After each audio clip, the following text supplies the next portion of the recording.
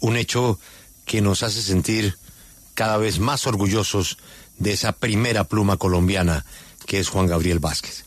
Esta noticia tiene que ver con algo insólito. El prólogo de un libro que hace parte, usted me dijo, Juan Pablo, de los 20 libros del siglo XX. Del listado de los libros más importantes del siglo XX según la casa editorial Penguin. Estoy hablando del Corazón de las Tinieblas de Conrad. Pues realmente muy impresionante, pero muy impresionante haber sabido también que la traducción corresponde a nuestra pluma, nuestra primera pluma. El libro se lanza hoy en España con la editorial Alfaguara. En Colombia publica Angosta. Esta es la editorial de Héctor Abad, Angosta. Pero qué honor para nuestro país y otro éxito más de Juan Gabriel, quien nos acompaña en la W. Juan Gabriel, enhorabuena, buenos días. Muy buenos días, Julio. Muchas gracias por esas palabras, para esa traducción que es un orgullo para mí haberla hecho, y además que salga en Colombia la editorial de Héctor Abad, en Angosta. Juan Pablo, buenos días también. Buenos días, Juan Pablo, salude. Buenos días, maestro Juan Gabriel. No, es que usted sabe que yo me sonrojo cada vez que escucho a Juan Gabriel, porque es estar al lado de un gigante. Maestro, yo entiendo el prólogo, pero ¿cómo llega usted al compromiso de la traducción de semejante joya?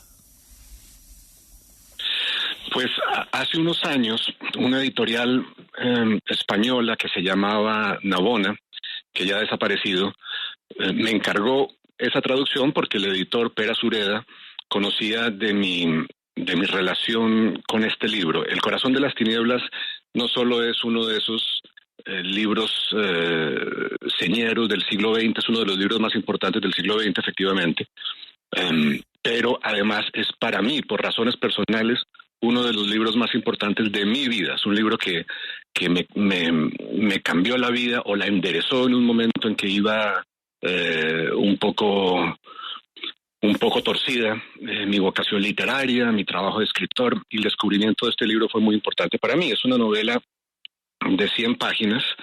Entonces, cuando este editor me encargó la traducción, pues no lo pensé dos veces, y esa traducción se publicó en esta editorial Navona hace unos años.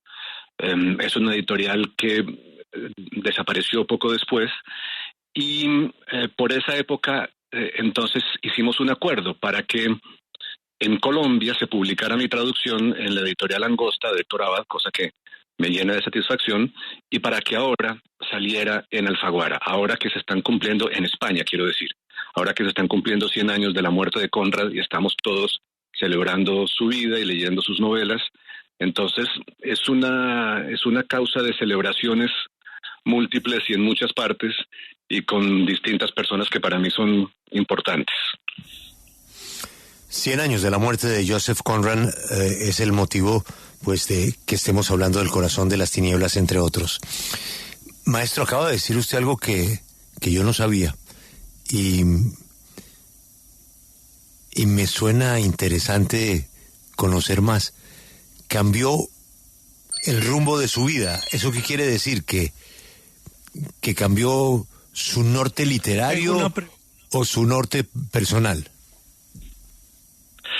Pues es muy difícil explicar esto en pocos minutos, pero yo leí la novela, la leí primero con 20 años en una colección que se llamaba La Biblioteca Personal de Jorge Luis Borges, en la que él escogía libros y se publicaban en esta colección. Y yo leí la novela por primera vez en ese momento sin entender gran cosa, sin que me causara un impacto especial.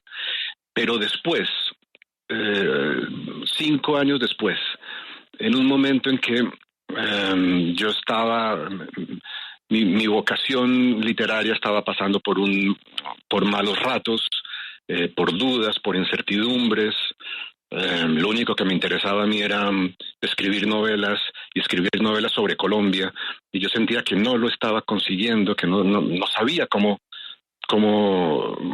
tratar estos temas complejos que tienen que ver con la historia de nuestro país, que tenían que ver con mi relación con el país y con sus temas. En ese momento de desorientación hubo un segundo, digamos, en el que yo pensé brevemente, tal vez esto no es para mí, tal vez no encontraba yo en la oscuridad y el misterio y los secretos de la historia colombiana la manera literaria de convertirlos en novelas. Y en ese momento hice una lectura del Corazón de las Tinieblas, que fue como redescubrir el libro, como si nunca lo hubiera leído, y por razones que es muy difícil de explicar, esa lectura me dio a mí las claves para lidiar con mis propios fantasmas, con mi relación con los temas de los que yo quería escribir, y fue a partir de ahí que fui capaz, siento yo, de escribir una novela que se llama Los Informantes, que publiqué hace 20 años y que de alguna manera ya enderezó mi vocación. Entendí por dónde iban los tiros en mi relación literaria con mi país y entendí cómo convertir mi relación con Colombia, mi relación con la historia y con la política y con la vida social colombiana en literatura. Entonces, de alguna manera, que es muy difícil de explicar, esa novela me rescató y por eso le tengo además una gratitud enorme. Yo quiero que nos cuente, Juan Gabriel, más sobre la labor del traductor, porque una cosa es escribir textos propios y otra cosa es que no sé si decir interpretar o volver a escribir los textos de otro, guardando un estilo y guardando una forma que son claves para respetar la obra. ¿Cómo es trabajar o cómo fue trabajar este libro? Sí, fue bueno, el oficio de la traducción es una de las cosas más bellas que hay.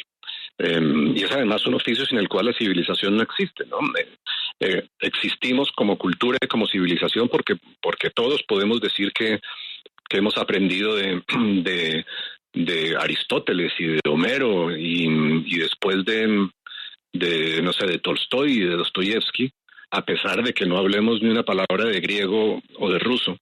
Pero esos libros que hemos leído en las palabras de alguien más, en las palabras de alguien que no los escribió, esos libros nos han formado y han formado nuestra cultura y nuestra democracia y nuestra vida íntima también.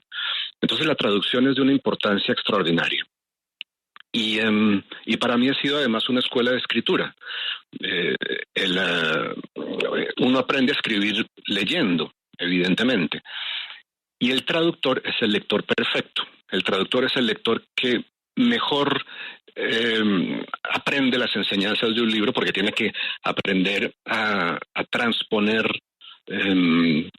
todos los secretos de la lengua original, todos los secretos de la construcción de la novela original, y eso es tremendamente difícil, pero es además tremendamente provechoso. Uno aprende muchísimo traduciendo grandes libros, y además, y esta es la magia del asunto, también se aprende mucho traduciendo malos libros. Porque uno puede ver de primera mano las trampas, los atajos, los errores que puede cometer un mal libro. Entonces, para mí ha sido muy importante el oficio y me gané la vida como traductor durante 5 o 6 años a principios de los años 2000. Entonces le tengo mucha gratitud al oficio. Ya traducir una obra maestra como la de Conrad es un reto enorme. Me parece muy justa la palabra que usted usa, Juan Pablo, de interpretación. Traducir es de alguna manera utilizar una partitura original, como la utiliza un músico, y luego entonces uno toca la sinfonía o lo que sea, según su propia sensibilidad, y algunos la tocan más rápido que otros, y etcétera. Pero hay una partitura original que uno tiene que interpretar y que ejecutar. Y por eso también pueden coexistir varias traducciones. Del Corazón de las Tinieblas hay traducciones extraordinarias que se han hecho antes a nuestra lengua, como una de un escritor mexicano, Sergio Pitol, que es maravillosa. Y claro, comparar las traducciones existentes es muy interesante también, porque muchas veces los traductores resolvemos el mismo problema de maneras distintas y por eso pueden coexistir, y por eso además no solo se puede, sino que se debe traducir un libro cada cierto tiempo. Un mismo libro clásico se traduce cada cierto tiempo, aparece una nueva traducción de Don Quijote o de Shakespeare, y es porque cada generación va cambiando su relación con ese original y cada traducción es distinta y va incorporando, digamos, el temperamento y la personalidad de los distintos momentos cronológicos. Entonces, bueno, yo puedo hablar de traducción hasta que se acabe la semana, porque es un oficio que me apasiona, y creo que los traductores son gente muy importante, que debería tener un papel mucho más protagónico en nuestras conversaciones sobre literatura. Maestro, en esta era de la inteligencia artificial y de las sorprendentes cosas que han pasado con la inteligencia artificial, algunos oficios se advierten amenazados. Hoy con el chat GPT, pues es que es impresionante lo que se hace precisamente alrededor de textos. Pero un trabajo como el suyo, el que nos está indicando, nunca lo podrá hacer la inteligencia artificial por el tema de la interpretación. Yo desde luego espero que no. Yo creo que la traducción, digamos, científica, la traducción literal, ese sí va a ser uno de los oficios que tristemente van a desaparecer con la inteligencia artificial, que ya hoy es capaz de traducir de manera literal cualquier cosa muy rápidamente. De manera que eso sí es algo que va a pasar, yo creo. Pero la traducción literaria es otra cosa. La traducción literaria requiere un nivel de interpretación mucho más subjetivo, de creatividad. Hay una obra de teatro de Oscar Wilde, se me ocurre ese ejemplo ahora, que se llama en inglés The Importance of Being Earnest. La palabra earnest es al mismo tiempo el nombre de una persona, Ernesto, y al mismo tiempo en inglés se puede interpretar como una persona muy seria, que se comporta muy en serio constantemente. Oscar Wilde juega con esta ambigüedad. Entonces, a veces en español, esta obra de teatro se ha traducido como La importancia de llamarse Ernesto, que es la traducción literal. Es una traducción poco creativa porque no tiene esa ambigüedad, pero un mexicano, Alfonso Reyes, gran ensayista mexicano, hizo una traducción hace varias décadas y la llamó La importancia de ser severo. Severo es al mismo tiempo un nombre propio de una persona y esa calidad de ser serio y etcétera. Entonces, ese pequeño acto de creatividad, de pensar fuera de la literalidad, yo no sé si un computador lo puede hacer, porque requiere otras cosas, ¿no? Una subjetividad, una creatividad que es más que maquinal, que es estrictamente humana. Entonces, con alguna suerte, esto pueda sobrevivir y la inteligencia artificial no se devore este oficio que es tan bello. Alberto, y lo dejo con nuestra primera pluma, que hoy es la noticia en España, por supuesto también en Colombia, gracias a esa editorial. El traductor oficial de Joseph Conrad. Sí, la pendeja. 100 años después de su muerte, fue el escogido. Además, como si no fuera suficiente, el prólogo del libro, Alberto. Sí, claro. Me llama mucho la atención el tema de la traducción, y sobre todo por la coincidencia a la que ya hice referencia en un comentario anterior, en el sentido de que yo le pedí a Mutis que me diera un consejo para leer literatura, y me contestó: maestro, si usted lo que quiere es gozar la literatura, léase a Conrad. Y en efecto lo hice, y este libro, pues por supuesto que lo voy a devorar, no solamente por la traducción, sino por el prólogo. Pero quería preguntarle sobre la nueva publicación suya que entiendo que está lista y quisiera que los oyentes supieran de qué se trata. Pues con mucho gusto, claro, Alberto. La semana que viene, si no estoy mal, se publica en Colombia mi nueva novela que se llama Los nombres de Felisa. Es una novela en la que hago el mismo ejercicio un poco que hice con la novela anterior, Volver la vista atrás, que es tratar de contar con las herramientas de la ficción una vida real. En la novela anterior era la vida de Sergio Cabrera. En esta nueva, que va a salir la semana que viene, Los nombres de Felisa, se trata de la escultora colombiana Felisa Burstyn, que tuvo un lugar muy importante en el arte colombiano en los 60 y 70, y murió en el año 82 de manera imprevista, encontrándose en el exilio en París, y murió en una escena que tiene que marcar la imaginación de cualquiera. Murió en un restaurante mientras comía junto con su marido, Pablo Leiva, Gabriel García Márquez, Mercedes Barcha, y estaban también Enrique Santos y su mujer de entonces, que era María Teresa Rubino. Y en ese momento muere Felisa Burstyn, una escultora muy importante que había salido de Colombia por circunstancias que cuento en la novela. Y García Márquez, después de ese momento tan dramático, escribió una columna que comenzaba diciendo: la escultora colombiana Felisa Burstyn murió de tristeza el viernes pasado en un restaurante de París.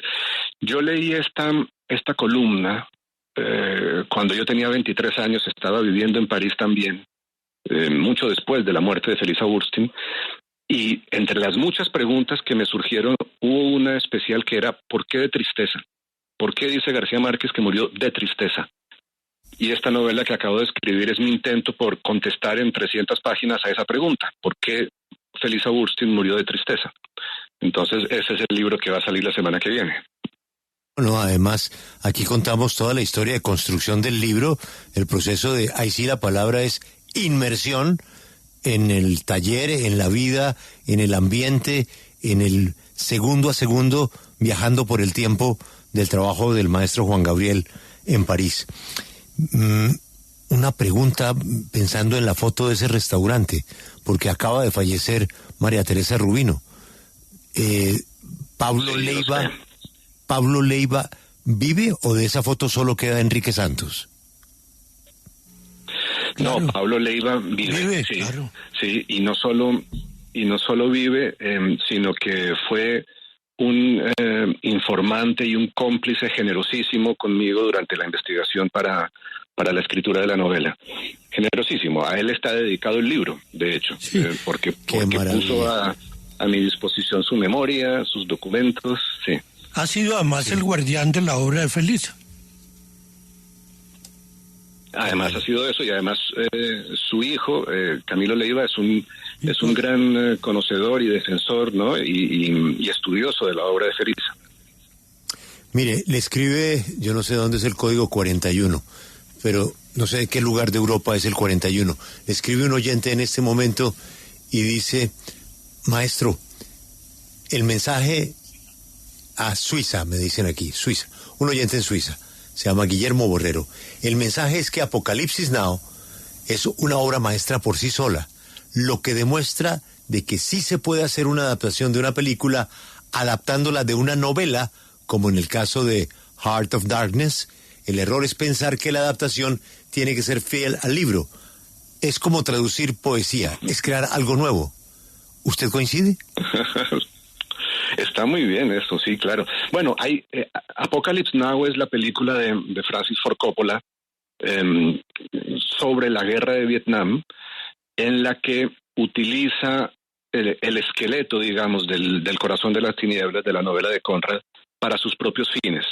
Entonces hay un personaje que, igual que en la novela de Conrad, tiene que hacer un viaje río arriba para sacar del centro de la selva a un hombre que se ha enloquecido, que en la novela se llama Kurtz, y que en la película es interpretado por Marlon Brando, y es una escena potentísima.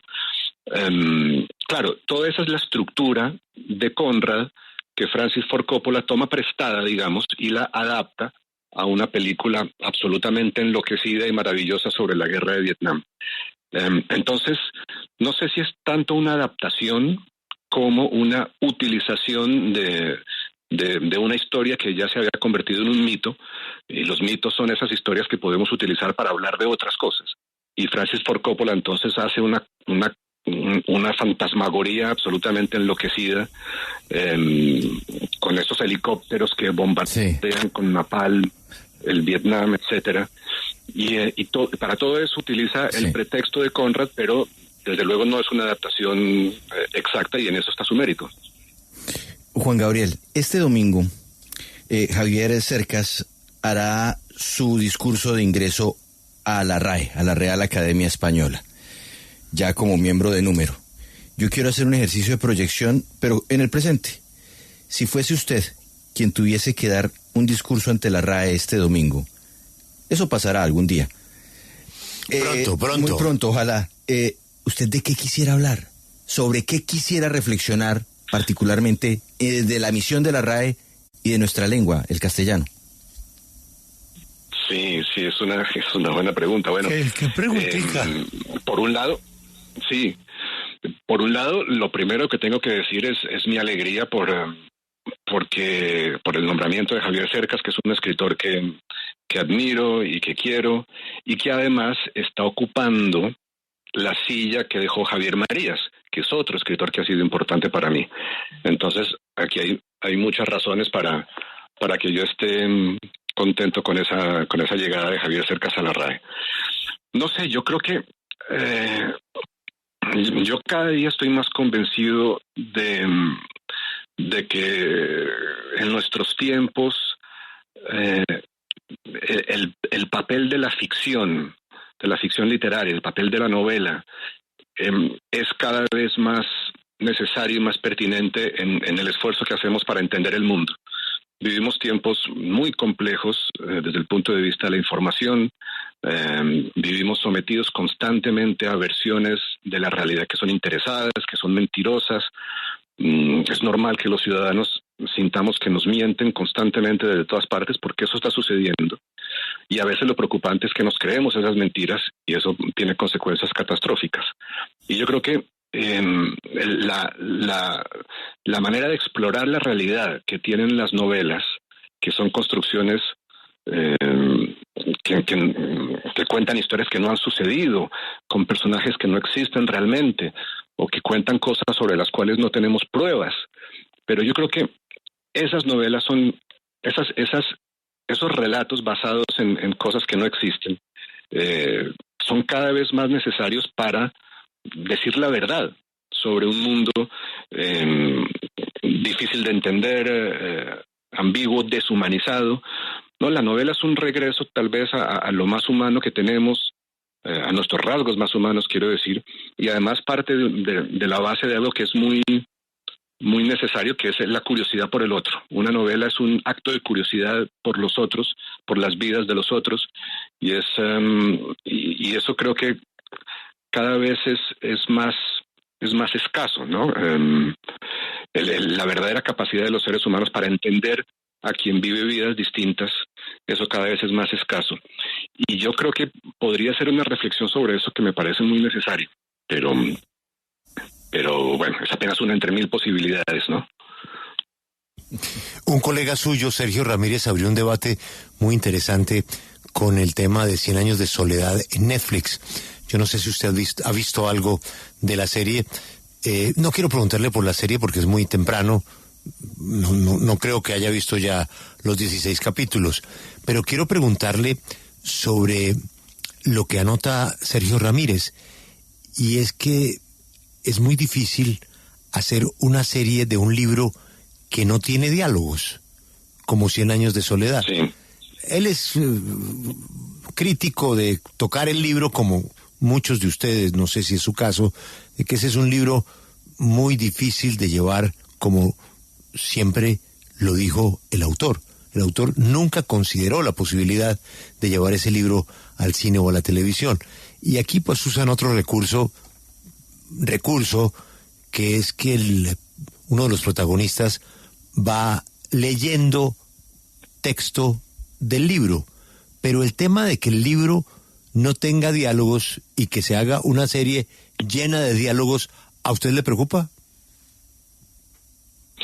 Bueno, yo creo que es una de las razones por las que las novelas de García Márquez resultan especialmente difíciles de adaptar a la pantalla. Claro, el cine, el teatro, se montan sobre la potencia de los diálogos, de las conversaciones y de las imágenes.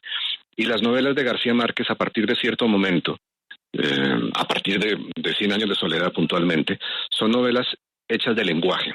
Son novelas en las cuales el lenguaje es el protagonista absoluto y los personajes de estas novelas no dialogan. No dialogan como si dialogaban en El coronel no tiene quien le escriba o en La mala hora. Pero en 100 años de soledad no hay conversaciones. Hay, de vez en cuando, los personajes pronuncian una línea que es como un epigrama. Es una cosa brutal y escueta, como el final del primer capítulo, que termina con una sola línea de diálogo que es pronunciada por José Arcadio Buendía, cuando frente al hielo, a su descubrimiento del hielo, dice: este es el gran invento de nuestro tiempo, y es una sola línea de diálogo y cierra el capítulo con un efecto dramático muy potente. Bueno, el cine tiene que montarse alrededor de conversaciones, de la palabra, de la palabra hablada, de la palabra conversada, y las novelas de García Márquez son hechas de prosa, de frases dificilísimas de mejorar, de frases impecables desde un punto de vista rítmico, del oído, de la sonoridad, de esas imágenes tan bellas y tan sugestivas. Entonces, es particularmente difícil adaptar esos libros, y por eso las adaptaciones más exitosas, yo creo, de García Márquez son las de esas primeras novelas, El coronel no tiene quien le escriba, en particular. Y el reto al que se han enfrentado estos guionistas es enorme. Yo no he visto la serie, pero respeto mucho el atrevimiento. Creo que se tenía que hacer, sí. No hay ninguna razón por la cual no enfrentarse a ese reto maravilloso, pero es de una dificultad altísima. Escuchen ustedes a nuestra primera pluma, Juan Gabriel Vázquez. Invito a que le den un repaso a esta traducción, a su impecable prólogo. Es un libro corto de una leyenda como Joseph Conrad en los 100 años de su muerte, El corazón de las tinieblas. Maestro Vázquez, hablar con usted siempre es estar en clase. Se aprende mucho. Le tengo una última pregunta, no sé si sea mito, leyenda o realidad. Me comentaba alguien, y no sé si el origen de la historia sea de Juan Esteban, de su amigo el profesor Costaín, es que Conrad tuvo que ver algo con tráfico de armas en Colombia en la Guerra de los 1000 días, ¿o eso es ficción? No es ficción. Cuando él tenía 19 años, en 1876, era un joven marinero que trabajaba para una empresa francesa, de una familia ultraconservadora, realista, carlista, en el sur de Francia, que era la familia de Lestang. Y esta familia trajo un cargamento de fusiles de contrabando en el año 76. No era la Guerra de los 1000 días, sino era una de tantas guerras civiles en las que nos embarcamos los colombianos en el siglo XIX. Esta era para echar abajo, los conservadores querían echar abajo la presidencia liberal de Aquileo Parra. Y entonces hay serios indicios de que Conrad vino al Caribe en un barco como jovencito, que ni siquiera había comenzado a escribir, creo que ni siquiera hablaba inglés todavía. Era un marinero más de un barco que traía un cargamento de contrabando, fusiles de contrabando, enviados por una familia de carlistas conservadores para los conservadores colombianos. Y es un episodio que a mí me ha gustado mucho siempre, esa posible presencia de Joseph Conrad en el Caribe, porque hay cartas en las que Conrad describe sus memorias de ese viaje y menciona, por ejemplo, haber visto la Sierra Nevada desde el mar, desde su barco. Nunca dice que haya puesto un pie en Colombia, en territorio colombiano. Pero a mí me gustó jugar con esta posibilidad en una novela que escribí hace ya varios años que se llama Historia Secreta de Costaguana. Es una novela que juega con la posible presencia, el posible viaje de Joseph Conrad a Colombia. Y de manera que la anécdota es real, tiene asidero real. Malcolm Deas escribió sobre ella en algún libro. Alejandro Gaviria escribió un ensayo muy bonito en El Malpensante hace muchos años sobre esto. De manera que sí, es algo que es un poco más de un mito, pero que no hemos conseguido averiguar del todo. Yo le dije, Alberto, es como estar en clase, pero No, claro. delicioso, charladito. Pero no es como en clase porque es mejor que la clase, es una Exacto. conversación en la que uno aprende más que en la clase. Exactamente. Joseph Conrad. Obviamente Joseph Conrad no se llamaba Joseph Conrad porque era polaco. ¿Cómo se llamaba Joseph Conrad, profesor? Se llamaba Joseph Theodor Konrad Korzeniowski. Su apellido de familia era Korzeniowski. Conrad era otro de sus nombres, nombres del medio, pero cuando tuvo que firmar libros en inglés le pareció muy cruel con los pobres ingleses firmar con ese nombre tan largo y se puso simplemente Joseph Conrad para que les quedara más fácil a todos. Bueno. Profesor, volveremos a hablar cuando esté listo el bellísimo texto que usted le dedica a la vida de Felisa. Mientras tanto, aprovecho para saludarle y decirle que es un honor para los colombianos tener una pluma como la suya, ahora vinculada a los 100 años de la muerte de Joseph Conrad. Muchas gracias, Juan Gabriel.